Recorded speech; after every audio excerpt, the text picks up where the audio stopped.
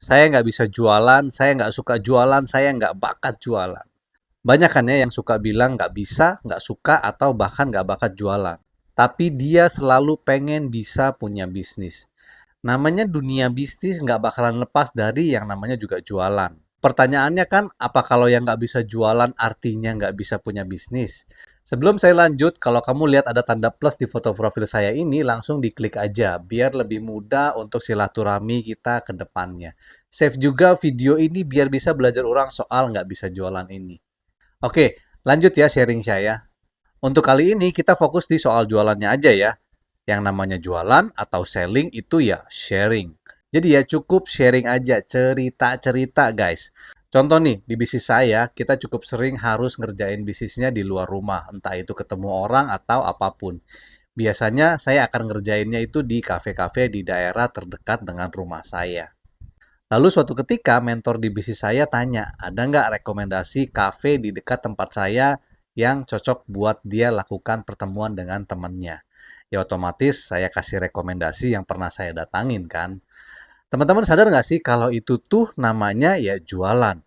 Walaupun yang saya lakukan ya cuma cerita, cuma sharing tempat yang memang saya sudah pernah pergi.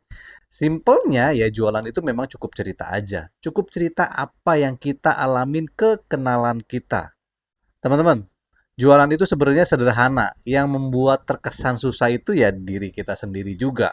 Pikiran kita yang bikin itu jadi susah. Pikiran kita yang melabel diri kita nggak bisa jualan. Pikiran kita yang mengharuskan kalau jualan itu ya harus terjual. Padahal kalau kita tahu jualan itu sebenarnya hanyalah menceritakan hal-hal yang baik yang kita alamin atau yang kita tahu ke orang lain. Niatnya agar orang itu tahu juga, agar orang itu juga bisa merasakan kebaikan yang kita rasakan dari produk atau jasa yang memang kita sudah pakai atau kita sudah konsumsi. Persoalan terjual atau tidak, itu sudah di luar kendali kita. Kita ya pastinya nggak akan bisa maksa orang untuk membeli apa yang kita sharingkan. Kalau dia butuh dan yang kita ceritakan bisa menjawab kebutuhan dia, ya otomatis pasti terjadi penjualan. Itu aja sih. Sharing soal jualan ini bisa berlaku baik offline ataupun online. Termasuk juga di sosial media seperti ini.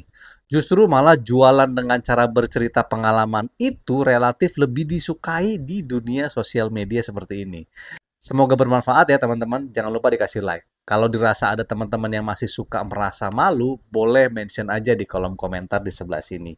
Mana tahu kita bisa silaturahmi sekalian. Thank you guys.